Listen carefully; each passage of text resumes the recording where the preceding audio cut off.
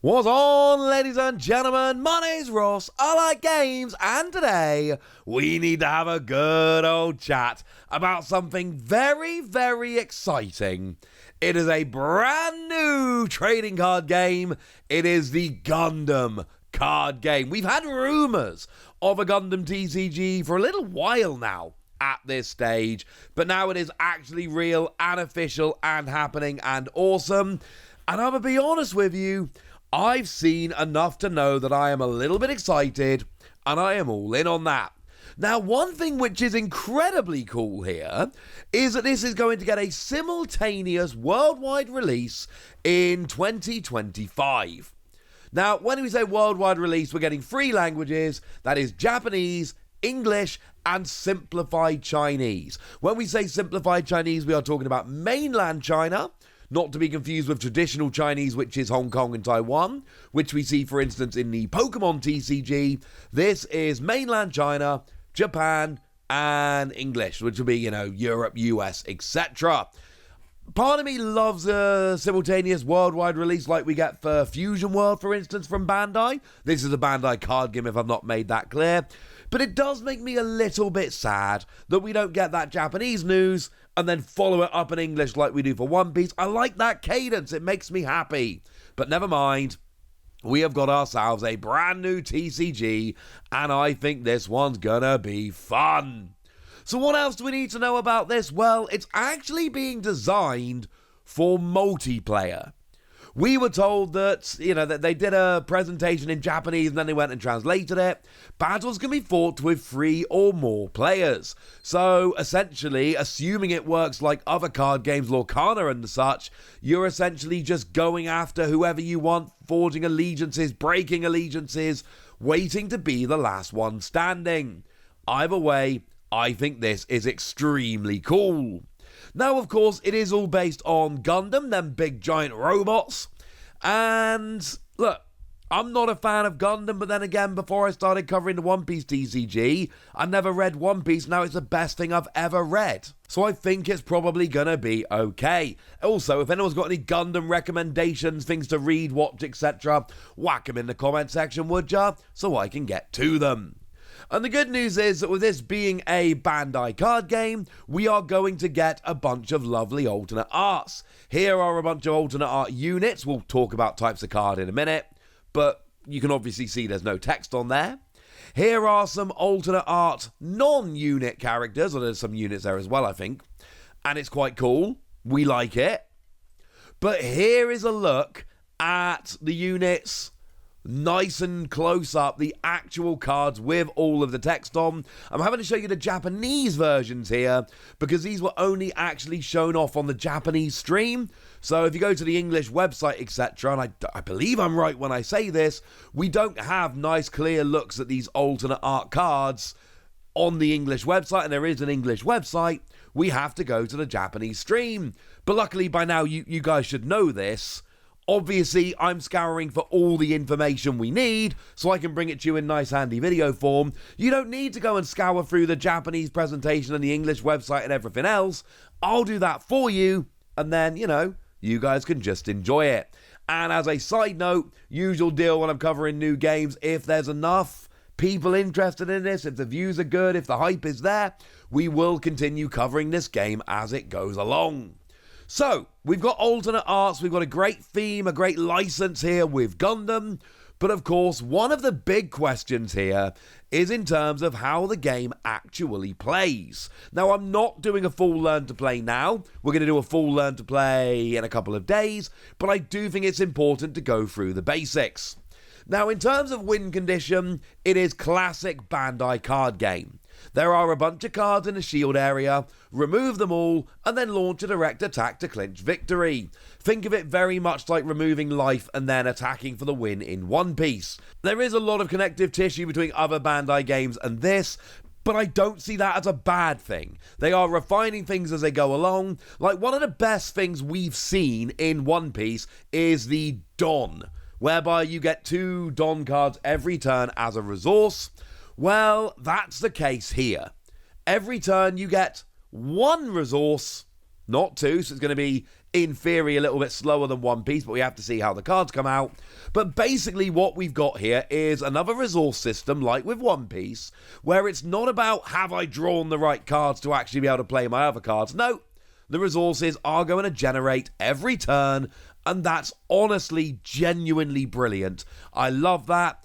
It's one of my favourite things about playing One Piece. It's going to be one of my favourite things about playing Gundam. And make no mistake about it, I am going to be playing Gundam. But there is actually something else that is pretty cool going on here. And that is we've actually got an EX resource. So, of course, when you go first, that's a bit of an advantage. We know that from every card game ever made, pretty much. So every card game has to do something to mitigate the downsides of going second. And what we've got here is the EX resource. This is, as a player going second, you receive a single-use resource card. And you can see there the text on the screen. At the start of the game, the second turn player places one EX resource into their resource area. Rest an EX resource, then exile it when paying a cost. So you get one extra resource to use at some point during the game as a kind of, sorry you had to go second. But here's where it gets interesting. Because you see, when it comes to paying for cards in the game, we've got a really interesting resource thing where we've got level and cost. So if we have a look at this Gundam on the screen here, we can see that it's got a level 4 cost 2. So obviously you have to exhaust 2 resources in order to play this card. Standard card game stuff. But you have to have 4 resources in total on the field to be allowed to play it. So if you've only got 2 resources, you cannot exert both of them to play this card. You have to have 4 resources and exert 2 of them in order to play this card.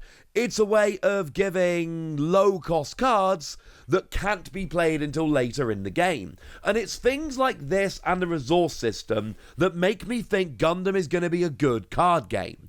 Because it's clearly been designed by a team who have seen a lot of card games, and there's a lot of connective tissue, like I've said, between this and other card games. It's not a brand new, never-before-seen thing. Pretty much everything you've seen here, you've seen somewhere before. They just seem to be doing it better. One of the other cool things we've got here is the pilot system. So, if we have a look at the 4 types of cards to begin with, we've got unit cards, you play them and fight. Pilot cards, command cards, think of them like event cards, or action cards, they're single-use cards. And base cards, which you put in your shield area, only one at a time, obviously. And they protect you. They protect your shield. That's the whole point. So, Falmel here, level 3, 2 cost base. As a burst, deploy this card. Yeah, trigger in One Piece, or, we've seen this a million times before. It's sorry you had a life taken, but hey, it's got a burst, you gain an advantage. You'll notice a mirror array there on the screen has a burst, add this card to your hand. But it's got deploy, add one of your shields to your hand, then if it is your turn, deploy a rested, blah, blah, blah, blah, blah, unit token. So again, what we've got here are basically ways to protect, although there are blockers as well. We have seen that blockers do exist, separate from your base cards. So you've got unit cards you fight with, command cards which are your single-use cards, and base cards which help protect your shields, and if you run out of shields, you lose the game. So what about these pilot cards? Well, think of this like evolving in the Digimon TCG, but you don't have to.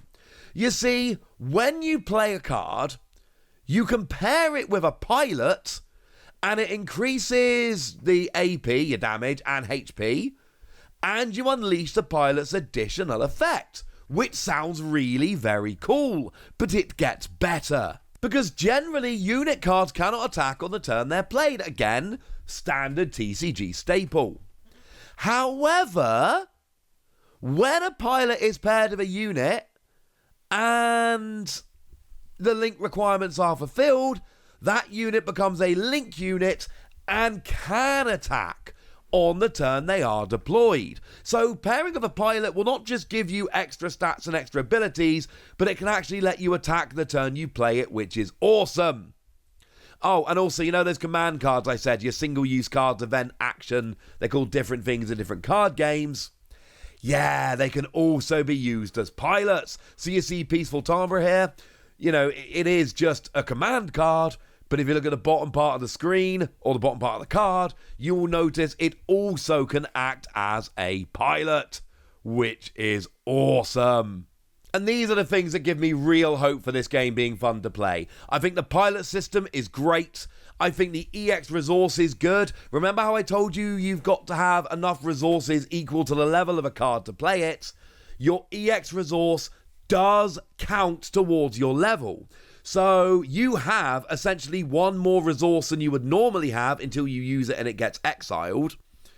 But that means until you use and exile your EX resource, you're actually a level higher than you should be in terms of the cards you're allowed to play. So when you use that extra resource, you actually go down a level in terms of cards you're allowed to play. And I find that absolutely fascinating. And yeah, combine that with getting one resource a turn. I just think this is awesome and I'm in love with it. And I think it's going to be brilliant. I am a huge fan of this. I think it's brilliant. Now, in terms of actual set, we weren't given a set or starter decks or anything like that. There was exactly one product about which we were told, and that is the Gundam Card Game Edition Beta. It's going to be $70, and it comes with 16 booster packs, one card set of 56 cards. They are 50 card decks, I should say. So then you add in the resource cards, etc., and you're there. A legend rare card, 2 rule and play sheets, 6 damage counter dice that are beautiful, I should say. And basically, it's everything you need in order to get rolling, which sounds honestly great to me. How do you get this? Well, there are a couple of ways to get this. Over on Premium Bandai, as it seems at the moment, it's already sold out, but obviously things can change. Or you can pick it up at certain Bandai card game fests. At the moment, it has been confirmed that this is going to be available in Utrecht in December, and also in Orlando in January. So it is going to be available in both of those places if you want to go and try and pick it up there. So, yeah, you need to go to one of those events or go and grab it on Premium Bandai. But again, as of recording, it's already sold out on Premium Bandai. It may or may not go back into stock. We've seen this with Premium Bandai before. Sometimes things get back in stock, sometimes they don't. It is a bit of a crapshoot as to what actually happens. And they've not told us what their plans are. But again, we know that we are seeing a simultaneous worldwide release, and that is going to be happening in 2025. There's a lot of information missing. What's the first set going to look like? What are the rarities going to be? What month is this actually going to be released in? There's a lot of questions right now. But we know the basic rules, and we know enough to know it's exciting. We know it's a multiplayer game. We know there's a simultaneous worldwide release. We know there's going to be alternate art. It's very much a Bandai card game. You look at the rules, you look at the alternate arts and things like that. It's clearly a Bandai card game. But I don't think that's a bad thing when you look at how fun they've been to play recently. I'm all in on this. I'm going to be in day one. And now I just need to figure out how I can go and get this beta product. Because, oh my word, I need this beta product. And that's what you need to know right now. Like I say, we still have a lot of unanswered questions. I apologize, I'm doing the best I can. But for now, that is what we know. That is what I can tell you. And now it's over to you guys. Tell me if you're excited about the Gundam TCG. Tell me if I've piqued your interest. Or tell me if this is just another card game that you're probably going to end up skipping. Go nuts in the comment section, but be nice. And then make sure you like this video, subscribe to this channel, follow me on Twitter at TheWasi. That's where we talk about, the Gundam card game and a bunch of other card games. And please do consider checking out patreon.com/PTCG where you can support the channel, get some bonus podcasts, join a Discord, and all kinds of fun things. But by far the most important thing, as always, look after yourselves till next time, would ya? Thank you very much for watching. My name's Ross, and you've been watching Wasi Plays.